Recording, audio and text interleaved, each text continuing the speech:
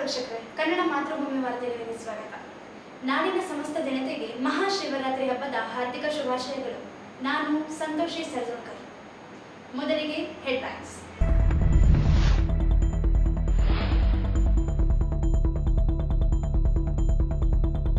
ಹಣಕಾಸು ಆಯೋಗದ ಶಿಫಾರಸಿನಿಂದ ಅನುದಾನ ಹಂಚಿಕೆಯಲ್ಲಿ ಕರ್ನಾಟಕಕ್ಕೆ ಅನ್ಯಾಯ. ಜಿ ಕುಮಾರ್ ನಾಯಕ್.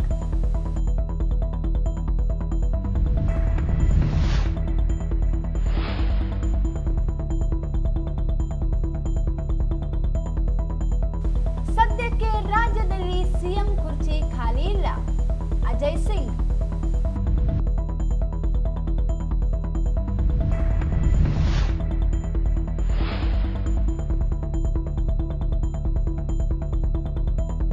ಮನೆ ಬೇಗ ಮುರಿದು ಚಿನ್ನಾಭರಣ ದೋಚಿದ ಕಳ್ಳರು.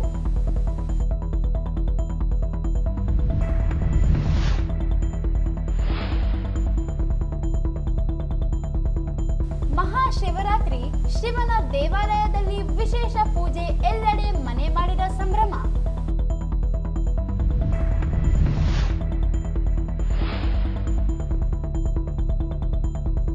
ಕಲಿಕೆಯಲ್ಲಿ ಹಿಂದುಳಿದವರಿಗೆ ವಿಶೇಷ ಕಲಿಕಾ ಹಬ್ಬ. ಕನಾನ ಪ್ರಭು. ವಾರ್ತೆಗಳ ವಿವರ. ಕೇಂದ್ರ ಸರ್ಕಾರದಿಂದ ಕರ್ನಾಟಕಕ್ಕೆ ಅನುದಾನ ನೀಡುವಲ್ಲಿ ಸಾಕಷ್ಟು ಏರುಪೇರುಗಳಾಗುತ್ತಿದ್ದು, ಈ ಬಗ್ಗೆ ಈಗಾಗಲೇ ಅನುದಾನ ಹಂಚಿಕೆಯ ವಿಚಾರದಲ್ಲಿ ಹಣಕಾಸು ಆಯೋಗದ ಶಿಫಾರಸಿನಿಂದ ಕರ್ನಾಟಕ ರಾಜ್ಯಕ್ಕೆ ಅನ್ಯಾಯವಾಗುತ್ತಿದೆ ಎಂಬ ವಿಚಾರ ಕೇಂದ್ರ ಸರ್ಕಾರದ ಗಮನಕ್ಕೆ ತಂದರೂ ಕೇಂದ್ರ ಸರ್ಕಾರ ಹಣಕಾಸು ಆಯೋಗದ ಕಡೆ ಬೆರಳು ಮಾಡಿ ತೋರಿಸುತ್ತಿರುವುದು ಸರಿಯಲ್ಲ ಎಂದು ಸಂಸದ ಜಿ ಕುಮಾರ್ ನಾಯಕ್ ಹೇಳಿದರು. ಅವರಿಂದು ನಗರದ ಖಾಸಗಿ ಹೋಟೆಲ್ ಒಂದರಲ್ಲಿ ಸುದ್ದಿಗೋಷ್ಠಿಯಲ್ಲಿ ಮಾತನಾಡಿ, ಕೇಂದ್ರದಿಂದ ಕರ್ನಾಟಕಕ್ಕೆ ಅನುದಾನ ಹಂಚಿಕೆ ಎರಡು ರೀತಿಯಲ್ಲಿ ಆಗುತ್ತದೆ.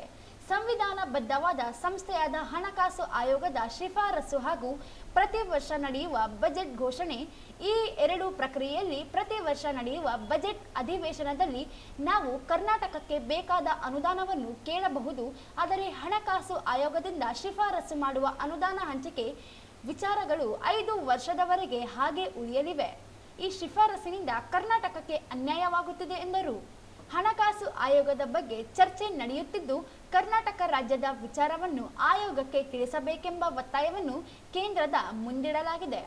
ಇದು ಕೇವಲ ಆರ್ಥಿಕವಾಗಿ ಮಾತ್ರವಲ್ಲ, ಕರ್ನಾಟಕ ರಾಜ್ಯದ ರಾಜಕೀಯ ಪರಿಭಾಷೆಯು ಕಲುಷಿತವಾಗುತ್ತದೆ.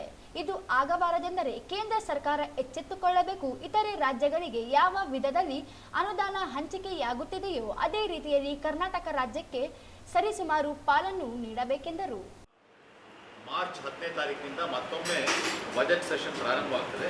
ಆ ಬಜೆಟ್ ಸೆಷನ್ನಲ್ಲಿ ಪ್ರತಿಯೊಂದು ಇಲಾಖೆಯ ಏನು ಡಿಮಾಂಡ್ಸ್ ಫಾರ್ ಗ್ರ್ಯಾಂಟ್ಸ್ ಇದೆ ಅದರ ಬಗ್ಗೆ ಕೂಲಂಕುಷವಾದಂಥ ಚರ್ಚೆಯನ್ನು ಮಾಡಲಿಕ್ಕೆ ನಮಗೆ ಅವಕಾಶ ಇರ್ತದೆ. ಅವಕಾಶ ನಮಗೆ ಅಲ್ಲಿಯ ಸನ್ನಿವೇಶವನ್ನು ನೋಡಿಕೊಂಡು ನಮಗೆ ಸಿಗ್ತದೆ.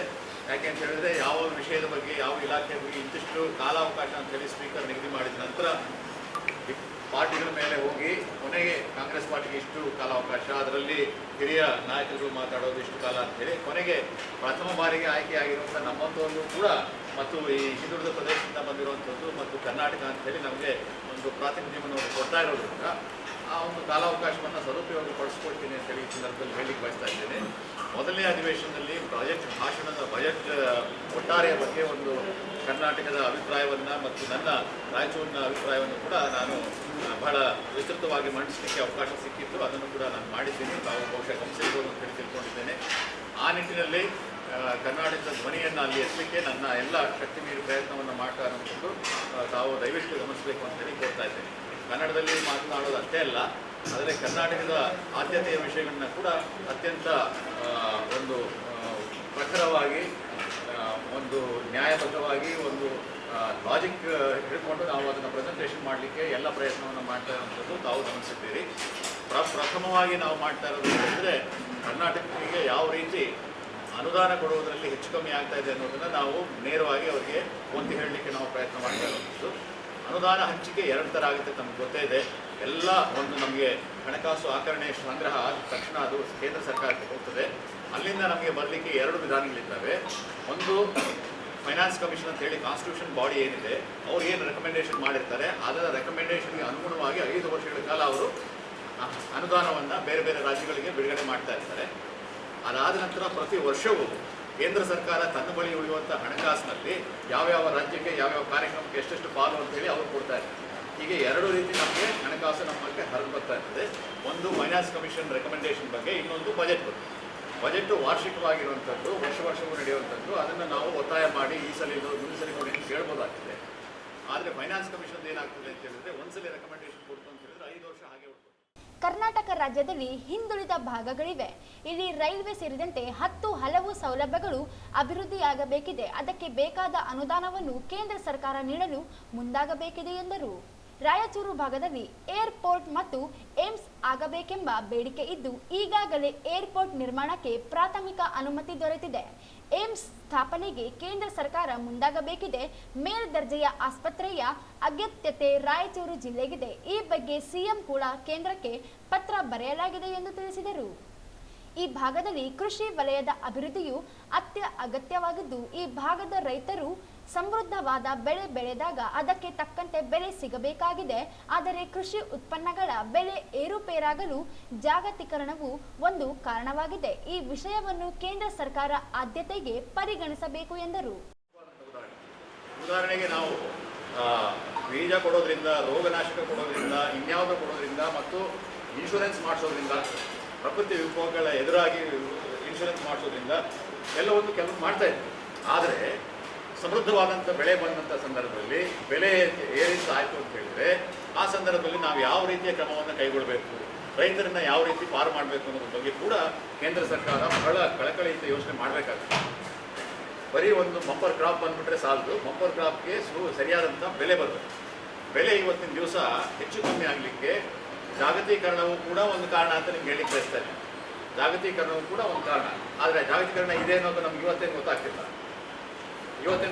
ನಮಗೆಲ್ಲ ಗೊತ್ತಿದೆ ಅದು ಈ ಥರ ಆಗ್ಬೋದು ಅಂತೇಳಿ. If we are exporting, we are having the export risk. ನಾಳೆ ಎಕ್ಸ್ಪೋರ್ಟ್ ಮಾಡಿದ್ರೆ ಮತ್ತೆ ಮುಗಿತದೆ.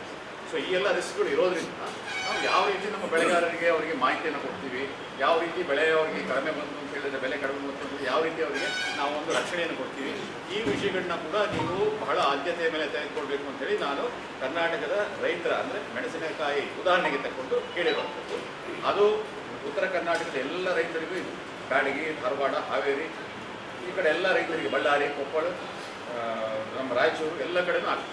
ಇವತ್ತಿನ ದಿವಸ ನಮ್ಮ ಪ್ರಮುಖವಾದಂಥ ಒಂದು ದಿನಪತ್ರಿಕೆ ಕೂಡ ಇದ್ರ ಬಗ್ಗೆ ವಿಶೇಷವಾದಂಥ ಒಂದು ಲೇಖನವನ್ನು ಕೂಡ ಪ್ರಕಟ ಮಾಡಿದೆ. ಅದರಲ್ಲಿ ತಾವು ಗಮನಿಸ್ಬೋದು, ರಾಯಚೂರಿನಲ್ಲಿ ಇಳುವರಿ ಬೇರೆ ರಾಜ್ಯದ ಬೇರೆ ಬೇರೆ ಪ್ರದೇಶಗಳಿಗಿಂತ 4 ಪಟ್ಟು ಜಾಸ್ತಿ ಇದೆ. ಧಾರವಾಡ, ಹಾವೇರಿನಲ್ಲಿ 0.5 ton to 1.25 ton per acre ಇದ್ದರೆ ನಮ್ಮ ರಾಯಚೂರಿನಲ್ಲಿ 3.5 ಟನ್ಸ್ ಟು 5 ಟನ್ಸ್ ಇದೆ. That is the kind of growth that is there in Raichur. So the market should be in Raichur, and also the price mechanism should be so strong that we should be able to take care of our farmers. ಇದನ್ನು ಒತ್ತಾಯ ಮಾಡಿ ಹೇಳಿರುವಂಥದ್ದು. ನಮ್ಮ ಒಂದು ಸುದೈವ ಏನು ಅಂತ ಹೇಳಿದ್ರೆ ಆಂಧ್ರ ಪ್ರದೇಶದ ಮುಖ್ಯಮಂತ್ರಿಗಳು ಕೂಡ ಇದರ ಬಗ್ಗೆ ವಿಶೇಷವಾದಂಥ ಕಾಳಜಿಯನ್ನು ವಹಿಸಿ ಅವರೊಂದು ಮೆಣಸಿನಕಾಯಿ ಬೆಳೆಯಲ್ಲಿ ಕರ್ನಾಟಕದಲ್ಲಿ ಅತಿ ಹೆಚ್ಚು ಇಳುವರಿ ರಾಯಚೂರಿನಲ್ಲಾಗುತ್ತದೆ. ಅದರಂತೆ ಇಲ್ಲಿ ಮೆಣಸಿನಕಾಯಿ ಮಾರುಕಟ್ಟೆ ಆಗಬೇಕಾಗಿರುವುದು ಕಡ್ಡಾಯ. ಜೊತೆಗೆ ಉತ್ಪನ್ನಕ್ಕೆ ಸರಿಯಾದ ಬೆಲೆಯನ್ನು ನೀಡುವುದು ಅಷ್ಟೇ ಮುಖ್ಯವಾಗಿದೆ ಎಂದು ಹೇಳಿದರು. ಈ ಸಂದರ್ಭದಲ್ಲಿ ಕಾಂಗ್ರೆಸ್ ಯುವ ಮುಖಂಡ ರವಿ ಬೋಸರಾಜ್, ಪ್ರಮುಖರಾದ K Shantappa, Mohammed ಶಾಲಂ, ಜಯಂತರಾವ್ Patange, Shivamurthy, Narasimhalu Madagiri, B Ramesh, G Thimmareddy, Amaregowda Hanchinal ಸೇರಿದಂತೆ ಇತರರು ಇದ್ದರು. ಸದ್ಯಕ್ಕೆ ಕರ್ನಾಟಕದಲ್ಲಿ ಸಿಎಂ ಕುರ್ಚಿ ಖಾಲಿ ಇಲ್ಲ, ಬದಲಾವಣೆ ಪ್ರಶ್ನೆಯೇ ಬರುವುದಿಲ್ಲ. ಸಿಎಂ ಸಿದ್ದರಾಮಯ್ಯ ಒಳ್ಳೆಯ ಆಡಳಿತವನ್ನು ನೀಡಿದ್ದಾರೆ. ಗ್ಯಾರಂಟಿ ಯೋಜನೆಗಳ ಮೂಲಕ ಜನಪರ ಸರ್ಕಾರವನ್ನು ನಡೆಸಲಾಗುತ್ತಿದೆ ಎಂದು ಕಲ್ಯಾಣ ಕರ್ನಾಟಕ ಅಭಿವೃದ್ಧಿ ಮಂಡಳಿ ಅಧ್ಯಕ್ಷ ಅಜಯ್ ಸಿಂಗ್ ಹೇಳಿದರು. ಅವರಿಂದು ನಗರದ ಖಾಸಗಿ ಹೋಟೆಲ್ ಒಂದರಲ್ಲಿ ಸುದ್ದಿಗೋಷ್ಠಿಯಲ್ಲಿ ಮಾತನಾಡಿ, ಕರ್ನಾಟಕ ರಾಜ್ಯದಲ್ಲಿ ಸಿಎಂ ಸ್ಥಾನಕ್ಕೆ ಯಾವುದೇ ಪೈಪೋಟಿ ನಡೆದಿಲ್ಲ. ಕುರ್ಚಿಯೇ ಖಾಲಿ ಇಲ್ಲ ಎಂದರೆ ಪೈಪೋಟಿ ಮತ್ತು ಬದಲಾವಣೆ ಪ್ರಶ್ನೆಯೇ ಇರುವುದಿಲ್ಲ ಎಂದು ತಿಳಿಸಿದರು. ಕಲ್ಯಾಣ ಕರ್ನಾಟಕದ ಸಮಸ್ಯೆಗಳ ಬಗ್ಗೆ ಕರ್ನಾಟಕದ ಯಾವೊಬ್ಬ ಬಿಜೆಪಿ ಸಂಸದರು ಕೂಡ ಕಳೆದ 11 ವರ್ಷದಲ್ಲಿ ಕೇಂದ್ರದ ಎದುರು ತುಟಿ ಬಿಚ್ಚಿಲ್ಲ. ಈ ಭಾಗದ ಅಭಿವೃದ್ಧಿ ಕೇಂದ್ರ ಸರ್ಕಾರವು ಅನುದಾನ ನೀಡಿದರೆ ಇನ್ನೂ ಹೆಚ್ಚಿನ ಅಭಿವೃದ್ಧಿಯಾಗುತ್ತದೆ ಎಂದರು. 71 ಲಕ್ಷ ಕೋಟಿ ರೂಪಾಯಿ ಬಜೆಟ್ನಲ್ಲಿ 5,000 ಕೋಟಿ ರೂಪಾಯಿಯನ್ನು ಕಲ್ಯಾಣ ಕರ್ನಾಟಕಕ್ಕೆ ಕಾಂಗ್ರೆಸ್ ರಾಜ್ಯ ಸರ್ಕಾರ ನೀಡುತ್ತಿದೆ. ಆದರೆ ಕೇಂದ್ರ ಸರ್ಕಾರ 48.20 ಲಕ್ಷ ಕೋಟಿ ಅನುದಾನವಿದ್ದರೂ 5,000 ಕೋಟಿ ಕಲ್ಯಾಣ ಕರ್ನಾಟಕಕ್ಕೆ ಅಲ್ಲದಿದ್ದರೂ ಉತ್ತರ ಕರ್ನಾಟಕಕ್ಕಾದರೂ ನೀಡಲು ಮುಂದಾಗುತ್ತಿಲ್ಲ ಎಂದರು. ಅವರು ತಮ್ಮ ಬಜೆಟ್ ಭಾಷಣದಲ್ಲಿ ಕಲ್ಯಾಣ ಕರ್ನಾಟಕ ಅಭಿವೃದ್ಧಿಗಾಗಿ ಕನಿಷ್ಠ 5,000 ಕೋಟಿ ಘೋಷಣೆಯನ್ನು ಮತ್ತೆ ಮಾಡ್ತಾರೆ. ಅವರು ನಮ್ಮ ಪಕ್ಷ ನಾವು ಅಧಿಕಾರಕ್ಕೆ ಬಂದಿದ್ದೀವಿ, ನಾವು ಹೇಳ್ತಕ್ಕಂಥ ವಿಷಯಗಳು ಅದು ನಾವು ಭದ್ರಾಗಿದ್ದೀವಿ.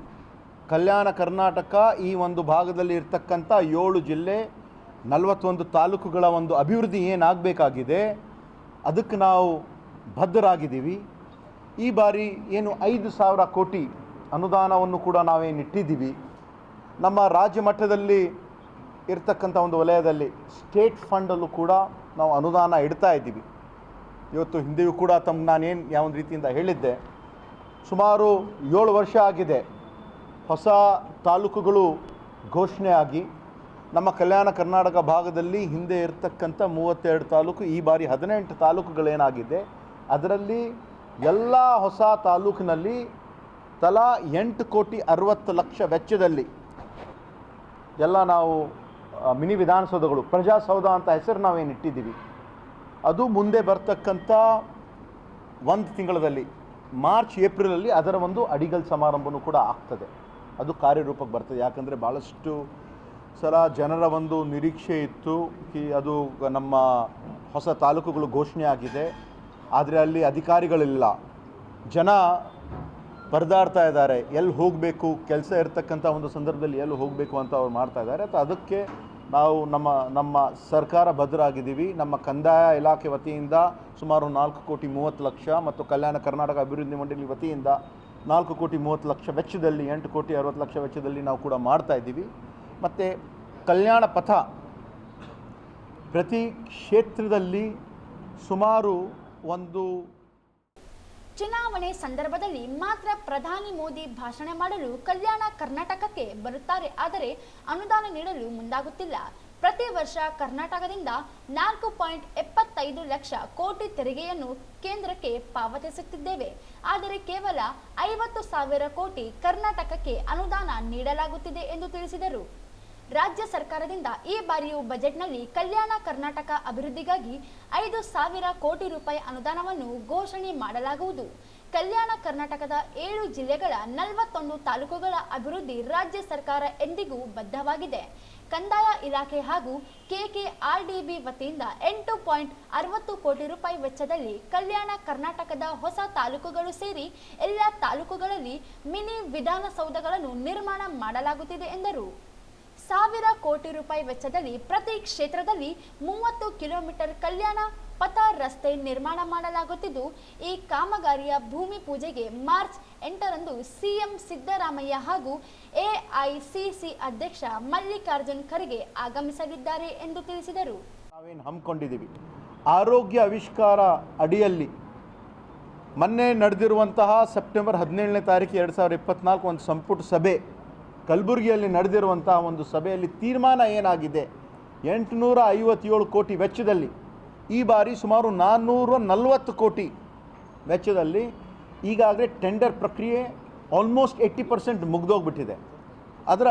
ಅದರ ಒಂದು ಅಡಿಗಲ್ಲೂ ಕೂಡ ಮಾನ್ಯ ಆರೋಗ್ಯ ಸಚಿವರಾಗಿರುವಂಥ ಸನ್ಮಾನ್ಯ ದಿನೇಶ್ ಗುಂಡೂರಾವ್ ಅವರು ಮತ್ತು ಮಾನ್ಯ ಮುಖ್ಯಮಂತ್ರಿಯವರು ಸೇರಿ ನಮ್ಮ ಕಲ್ಯಾಣ ಕರ್ನಾಟಕ ಭಾಗದಲ್ಲಿ ಈ ಹಲವಾರು ಕೆಲಸ ಕಾರ್ಯಗಳು, ಇವಾಗ ನಾವು ಅಕ್ಷರ ಆವಿಷ್ಕಾರ ಆಗಲಿ, ಆರೋಗ್ಯ ಆವಿಷ್ಕಾರ ಆಗಿರಬಹುದು, ಉದ್ಯೋಗ ಆವಿಷ್ಕಾರ ಆಗಿರಬಹುದು, ಅಲ್ಪಸಂಖ್ಯಾತರ ಅಭಿವೃದ್ಧಿಗಾಗಿ ಸುಮಾರು 358 ಕೋಟಿ, ಹಿಂದುಳಿದ ವರ್ಗದ ಅಭಿವೃದ್ಧಿಗಾಗಿ ಸುಮಾರು 156 ಕೋಟಿ, ಹಾಗೂ ಪ್ರಜಾಸೌಧದಲ್ಲಿ ಸುಮಾರು 137 ಕೋಟಿ, ಮತ್ತು ನಾವು ಈ ಒಂದು ಕಲ್ಯಾಣ ಪಥದಲ್ಲಿ ಇರ್ತಕ್ಕಂಥ ಸುಮಾರು 1,000 ಕೋಟಿ, ಮತ್ತು ಮೈನರ್ ಇರಿಗೇಷನಲ್ಲೂ ಕೂಡ ಎಲ್ಲ ಕಡೆ ಚೆಕ್ ಡ್ಯಾಮ್ಸ್ ಮಾಡ್ತಕ್ಕಂಥ ಒಂದು ಯೋಜನೆ, ಮತ್ತು ನಾವು ಶಿಕ್ಷಣ ಇಲಾಖೆ ವತಿಯಿಂದ ಒಂದು ಅಕ್ಷರ ಆವಿಷ್ಕಾರ ಯೋಜನೆ ಅಡಿಯಲ್ಲಿ ಕಡ್ಡಾಯವಾಗಿ ಕಲ್ಯಾಣ ಕರ್ನಾಟಕ ಅಭಿವೃದ್ಧಿ ಮಂಡಳಿಗೆ ಬರ್ತಕ್ಕಂಥ 25% ಹಣ ನಾವು ಶಿಕ್ಷಣಕ್ಕಾಗಿ ನಾವು ಉಪಯೋಗಿಸ್ತಾ ಇದ್ದೀವಿ. ಅದು ಇನ್ನು ಮುಂದೆನೂ ಕೂಡ ಮುಂದುವರಿಸ್ತೀವಿ.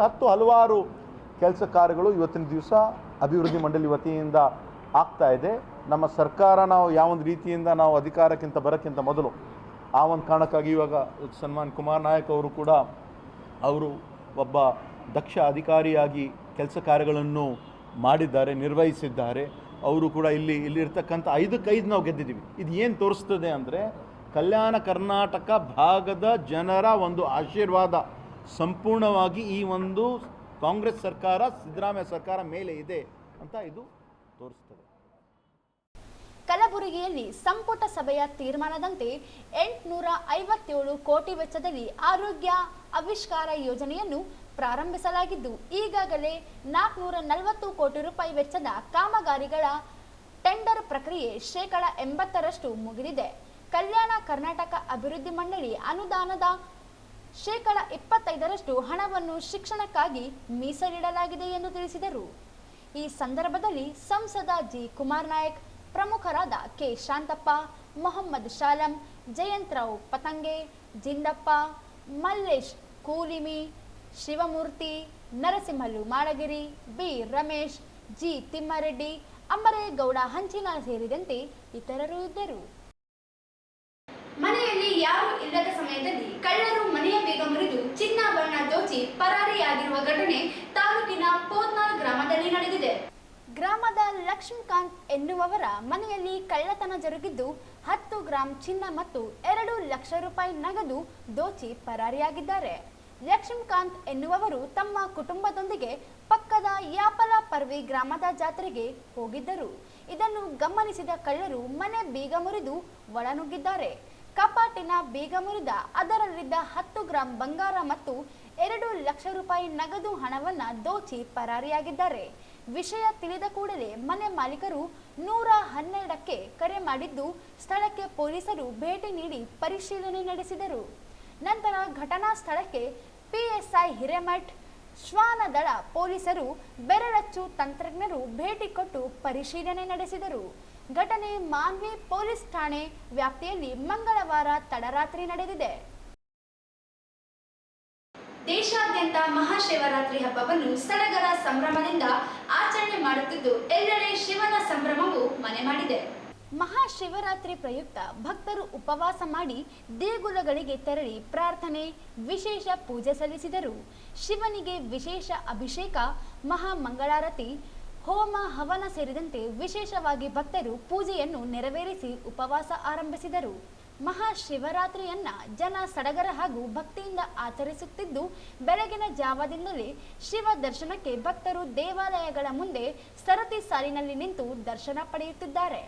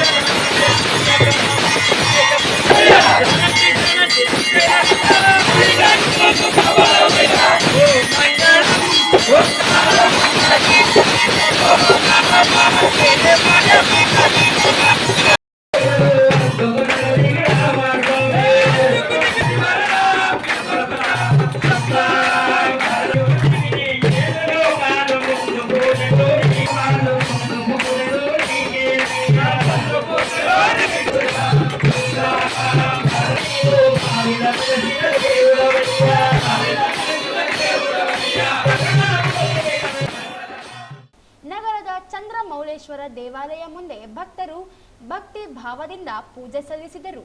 ದೇವಸ್ಥಾನದ ಆವರಣದಲ್ಲಿ ಭಕ್ತರು ಸರತಿ ಸಾಲಿನಲ್ಲಿ ನಿಂತುಕೊಳ್ಳಲು ಚಪ್ಪರ ಹೊದಿಕೆ ಹಾಕಿ ವ್ಯವಸ್ಥೆ ಕಲ್ಪಿಸಲಾಗಿತ್ತು. ದೇವಸ್ಥಾನಕ್ಕೆ ಬಂದ ಭಕ್ತರಿಗೆ ಪ್ರಸಾದ ಒದಗಿಸಲಾಯಿತು. ನಂದೀಶ್ವರ ದೇವಸ್ಥಾನದಲ್ಲಿ ಭಕ್ತರು ಸರತಿ ಸಾಲಿನಲ್ಲಿ ನಿಂತು ಶಿವನ ದರ್ಶನ ಪಡೆದು ಪುನೀತರಾದರು. ಶಿವನಿಗೆ ಹಾಲಿನ ಅಭಿಷೇಕ ಸೇರಿ ಇತರೆ ಪೂಜೆ ಕೈ ಕಾರ್ಯಗಳನ್ನು ಸಲ್ಲಿಸಿದರು. ಶಿವಾಯ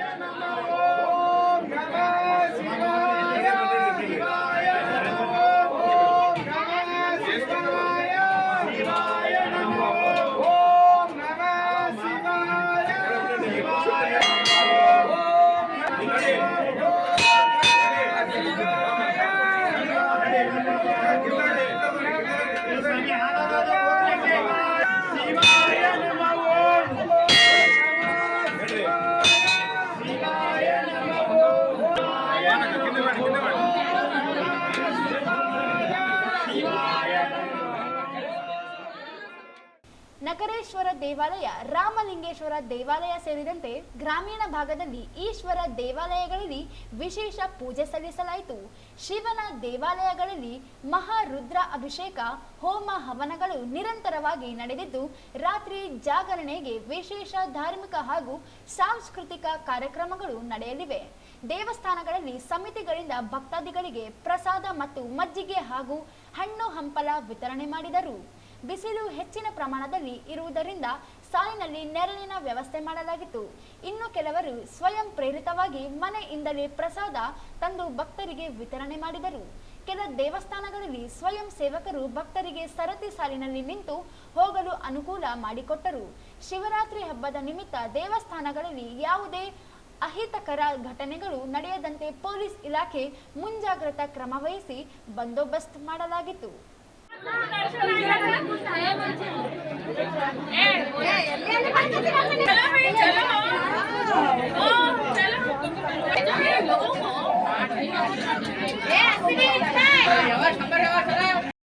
नागान्तकं धनुज पुङ्गव पन्दगानां प्रपति भज विश्वनाथं सकल निष्कलमात्मरूपौ वानाथम् आशा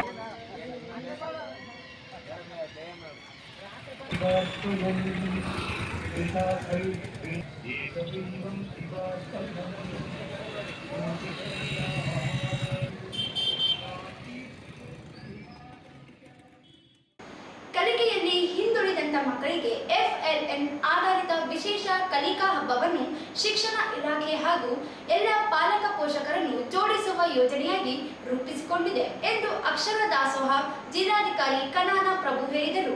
ಅವರು ಮಂಗಳವಾರದಂದು ಯಕ್ರಾಸ್ಪುರ್ ಸರ್ಕಾರಿ ಮಾದರಿಯ ಹಿರಿಯ ಪ್ರಾಥಮಿಕ ಶಾಲೆಯಲ್ಲಿ ರಾಯಚೂರು ದಕ್ಷಿಣ ವಲಯ ಮಟ್ಟದ ಕಲಿಕಾ ಹಬ್ಬ ಕಾರ್ಯಕ್ರಮ ಉದ್ಘಾಟಿಸಿ ಮಾತನಾಡುತ್ತಿದ್ದರು.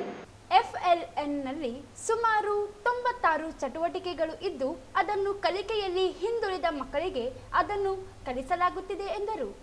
FLN ಎಂದರೆ ಫಂಡಮೆಂಟಲ್ ಲಿಟರಸಿ ಆ್ಯಂಡ್ ನ್ಯೂಮರಿಸಿ ಎಂಬುದು ಮಗುವಿನ ಕನಿಷ್ಠ ಕಲಿಕೆಯ ಮಾನದಂಡಗಳಾದ ಸ್ಪಷ್ಟ ಓದು, ಶುದ್ಧ ಬರಹ, ಸರಳ ಲೆಕ್ಕಾಚಾರ ಸಾಮರ್ಥ್ಯವಾಗಿದೆ. ಯಾವ ಮಕ್ಕಳು ಸಾಮಾನ್ಯ ಕಲಿಕೆಯಲ್ಲಿ ಈ ಸಾಮರ್ಥ್ಯಗಳನ್ನು ಸಾಧಿಸಿಲ್ಲವೋ ಅಂತಹ ಮಕ್ಕಳನ್ನು ಗುರುತಿಸಿ ಅವರಿಗೆ ಚಟುವಟಿಕೆ ಆಧಾರಿತ ವಿಶೇಷ ಬೋಧನೆಯ ಮೂಲಕ ಕಲಿಸುವ ಪ್ರಕ್ರಿಯೆಯಾಗಿದೆ. ವರ್ಷದ ಉದ್ದಕ್ಕೂ ನಡೆದ ಈ ಪ್ರಕ್ರಿಯೆ ಈಗ ಅಂತ್ಯಗೊಂಡಿದ್ದು, ಆ ಮಕ್ಕಳು ಸಾಮಾನ್ಯ ಮಕ್ಕಳೊಂದಿಗೆ ಕಲಿಯುವಂತವರಾಗಿದ್ದು, ಅಂಥವರಿಗೆ ವಿಶೇಷ ಸ್ಪರ್ಧೆಗಳನ್ನು ನಡೆಸಿ ಪ್ರೋತ್ಸಾಹಿಸುವ ಕಾರ್ಯಕ್ರಮವೇ FLN ಮಕ್ಕಳ ಕಲಿಕಾ ಹಬ್ಬವಾಗಿದೆ ಎಂದರು. ಪರೀಕ್ಷೆ ಮಾಡಿ ಸಾಫಲ್ಯ ಪರೀಕ್ಷೆ ಅಂತೇಳಿ ಮಾಡಿ ಆ ಪರೀಕ್ಷೆನಲ್ಲಿ ಅಷ್ಟಾಗಿ ಏನು ಸಾಧನೆಯನ್ನ ತೋರಿಸದೇ ಇರತಕ್ಕಂಥವ್ರನ್ನ ಗುರುತಿಸ್ಕೊಂಡು ನಿಮ್ಮನ್ನು ಕೂಡ ಕಲ್ತಿರೋರ ಮಟ್ಟಕ್ಕೆ FLN ಚಟುವಟಿಕೆಗಳ ಅಡಿಯಲ್ಲಿ ನಾವು ನಿಮ್ಮನ್ನ ತಂದಿದ್ದೀವಿ.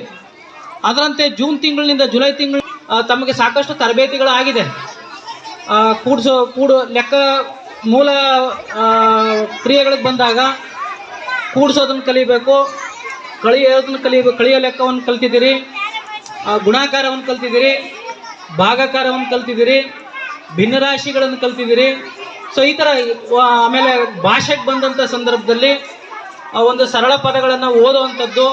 ಕಾರ್ಯಕ್ರಮವನ್ನು ಉದ್ದೇಶಿಸಿ ಡಾಕ್ಟರ್ ಈರಣ್ಣ ಕೋಸಗಿ DYPC ಅವರು ಮಾತನಾಡಿ, ಮಕ್ಕಳ ಶೈಕ್ಷಣಿಕವಾಗಿ ಕಲಿಕೆಯಲ್ಲಿ ಮುಂದುವರಿಯಲು ಇಂಥ ಕಲಿಕಾ ಹಬ್ಬಗಳು ಸಹಕಾರಿಯಾಗಿವೆ ಎಂದರು. ಕಾರ್ಯಕ್ರಮದ ಪ್ರಾಸ್ತಾವಿಕವಾಗಿ ರಾಯಚೂರು ದಕ್ಷಿಣ ವಲಯ CRP ರಾವುತ್ ರಾವ್ ಬರೂರ್ ಮಾತನಾಡಿ, ಮಕ್ಕಳ ಕಲಿಕೆಗೆ ಪೂರಕವಾಗುವ ಚಟುವಟಿಕೆ ಕಲಿಕಾ ಹಬ್ಬ, ಇದನ್ನು ಎಲ್ಲ ಮಕ್ಕಳು ಸದುಪಯೋಗ ಪಡಿಸಿಕೊಳ್ಳಬೇಕು ಎಂದು ಹೇಳಿದರು. ಈ ಸಂದರ್ಭದಲ್ಲಿ ಮುಖ್ಯ ಅತಿಥಿಗಳಾಗಿ ಭಾಗವಹಿಸಿದ ಸರ್ಕಾರಿ ನೌಕರರ ಸಂಘದ ಜಿಲ್ಲಾಧ್ಯಕ್ಷ ಕೃಷ್ಣ ಶಾವಂತಿಗೇರ ಅವರು ಮಾತನಾಡಿ, ಪ್ರತಿ ಮಕ್ಕಳು ಶೈಕ್ಷಣಿಕವಾಗಿ ಮುಂದುವರಿಯಲು ಇಂಥ ಕಾರ್ಯಕ್ರಮಗಳನ್ನು ಯಾವಾಗಲೂ ಹಮ್ಮಿಕೊಳ್ಳಲಾಗುತ್ತಿದ್ದು, ಇದರ ಸದುಪಯೋಗವನ್ನು ಮಕ್ಕಳು ಮತ್ತು ಪೋಷಕರು ಪಡೆದುಕೊಳ್ಳಬೇಕು ಎಂದರು. ಈಶಾಡುವ ನೀರಿನಲ್ಲಿ ಈಶಾಡುವಂತ ಆಸೆ ಇರ್ತದೆ. ಅದೇ ರೀತಿಯಾಗಿ ಪಕ್ಷಿಗೆ ಏನೇ ಆಸೆ ಇರ್ತದೆ? ಎಲ್ಲಿ ಹಾರಾಡ್ತದೆ? ಆಕಾಶದಲ್ಲಿ, ಗಾಳಿಯಲ್ಲಿ ಹಾರಾಡ್ತದೆ. ಕೋಗಿಲೆಗೆ ಏನು ಆಸೆ? ಹಾಡು ಹೇಳುವಂತ ಆಸೆ. ಈಗ ನಿಮ್ಮೆಲ್ಲರಿಗೂ ಕೋಗಿಲೆ ಅಂತ ಆಗ್ಲಕ್ಕೆ ಇಷ್ಟ ಇದೆಯಲ್ಲ, ಪಕ್ಷಿ ಅಂತ ಆಡ್ಬೇಕಂತ ಇಷ್ಟ ಇದೆಯಲ್ಲ, ಮೀನಿನಂತೆ ಈಸಾಡ್ಬೇಕಂತ ಇಷ್ಟ ಆಯ್ತಲ್ಲ, ಎಷ್ಟು ಜನಕ್ಕೆ ಇಷ್ಟ ಆಯ್ತು? ಕೈ ಎತ್ರಿ. Very good, very good. ಬಹಳ ಒಳ್ಳೆ ಹುಡುಗರು ಇದ್ದಾರೆ. ಗುಡ್. ಈ FLN ಮತ್ತು ಕಲಿಕಾ ಹಬ್ಬ ಇದರಲ್ಲಿ ಎಷ್ಟು ಕಾರ್ಯಕ್ರಮಗಳು ಇದಾವಂದ್ರೆ ಸುಮಾರು 96 ಕಾರ್ಯಕ್ರಮಗಳು, ವಿವಿಧ ಕಾರ್ಯಕ್ರಮಗಳಿದ್ದಾವೆ. 96 ಚಟುವಟಿಕೆಗಳಿದ್ದಾವೆ, 96 ಚಟುವಟಿಕೆಗಳಿದ್ದಾವೆ. ಈ ಎಲ್ಲಾ ಚಟುವಟಿಕೆಗಳಲ್ಲಿ ವಿವಿಧ ಶಾಲೆಗಳಲ್ಲಿ ನೀವೆಲ್ಲರೂ ಏನ್ ಮಾಡಿದ್ರಿ? ಹಾಡಾಡೋದಾಗಿರ್ಬೋದು, ಓದೋದಾಗಿರ್ಬೋದು, ಮತ್ತು ನಾಟ್ಯವಾಗಿರ್ಬೋದು, ಬೇರೆ ಬೇರೆ ವಿವಿಧ ಒಂದು ವಿಷಯದಲ್ಲಿ ನೀವೆಲ್ಲರೂ ಸ್ಪರ್ಧೆ ಮಾಡಿ ಏನ್ ಮಾಡಿ ಅಂತಾರೆ ಅದನ್ನ ಸರಿಯಾಗಿ ಮಾಡಬೇಕು. ಅವಾಗ ಮಾತ್ರ ನೀವು ಮುಂದೆ ದೊಡ್ಡ ಒಬ್ಬ ಅಧಿಕಾರಿ ಆಗ್ತೀರಿ. ಸರಿನಾ? ಆಗ್ತೀರಿ? ಓಕೆ, ಅಧಿಕಾರಿ ಆಗ್ತಿರಲ್ಲ? ಎಸ್, ಅಧಿಕಾರಿ ಆಗ್ರಿ ಅಥವಾ ಶಿಕ್ಷಕರಾಗ್ರಿ, ಪೊಲೀಸರಾಗ್ರಿ, ಏನಾದ್ರೂ ಆಗ್ರಿ, ಒಟ್ಟು ಒಳ್ಳೆ ಮನುಷ್ಯರಾಗ್ರಿ. ಸರಿನಾ? ನಿಮ್ಮ ತಂದೆ ತಾಯಿಗೆ ಒಳ್ಳೆ ಮಕ್ಕಳಾಗ್ತೀರಿ? Very good. ಆಮೇಲೆ ನಿಮ್ಮ ಗುರುಗಳಿಗೆ ಒಳ್ಳೆ ಶಿಷ್ಯರಾಗ್ರಿ. ಆಗ್ತೀರಿ? Very good. ನಿಮ್ಮೆಲ್ಲಾ ಗುರುಗಳಿಗೆ ಒಳ್ಳೆ ಶಿಷ್ಯರಾಗಬೇಕಾದ್ರೆ ನೀವು ಸರಿಯಾಗಿ ಓದೋದನ್ನ ಮಾಡಬೇಕು. ನೋಡಿ, ಸರ್ಕಾರ ಏನ್ ಮಾಡಿದೆ, ಎಲ್ಲರಿಗೂ ಏನಂದ್ರೆ ಬೇರೆ ಬೇರೆ ಶಾಲೆ ಮಕ್ಕಳು ಬಂದಾರ. ಹೌದಾ? ಎಲ್ಲಾ ಶಾಲೆ ಮಕ್ಕಳನ್ನ ಸೇರಿಸಿ ಬಿಟ್ಟು ಬೇರೆ ಬೇರೆ ಶಾಲೆ ಶಿಕ್ಷಕರು ಬಂದಾರಿಲ್ಲ?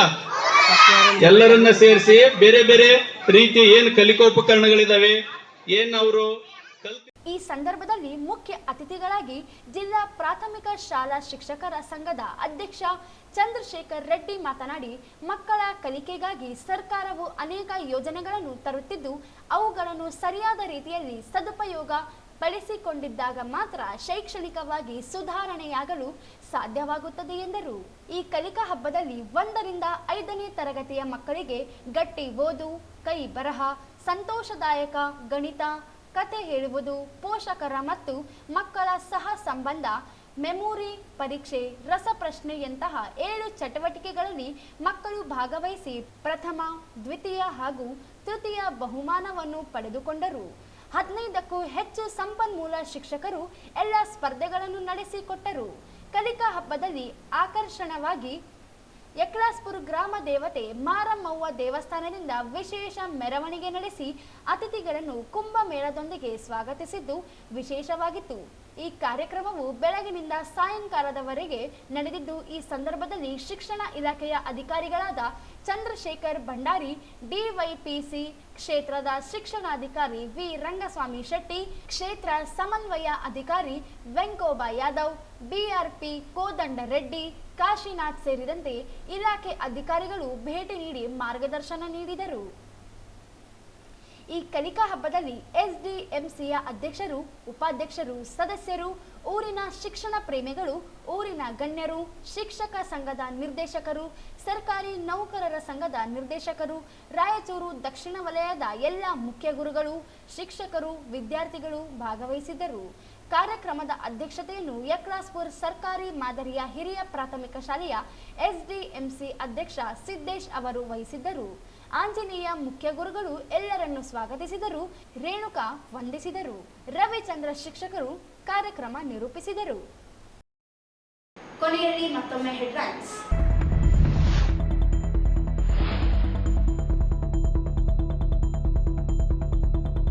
ಹಣಕಾಸು ಆಯೋಗದ ಶಿಫಾರಸಿನಿಂದ ಅನುದಾನ ಹಂಚಿಕೆಯಲ್ಲಿ ಕರ್ನಾಟಕಕ್ಕೆ ಅನ್ಯಾಯ. ಜಿ ಕುಮಾರ್ ನಾಯಕ್.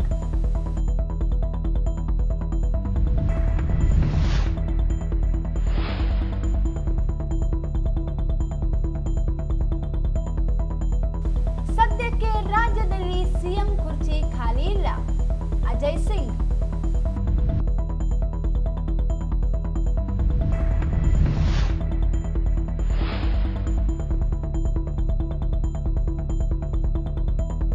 ಮನೆ ಬೇಗ ಮುರಿದು ಚಿನ್ನಾಭರಣ ದೋಚಿದ ಕಳ್ಳರು.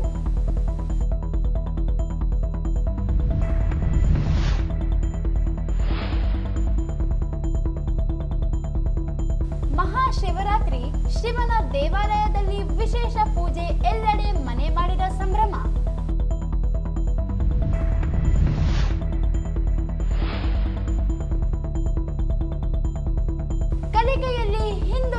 ಮಕ್ಕಳಿಗೆ ವಿಶೇಷ ಕಲಿಕಾ ಹಬ್ಬ ಕನಾನ ಪ್ರಭು.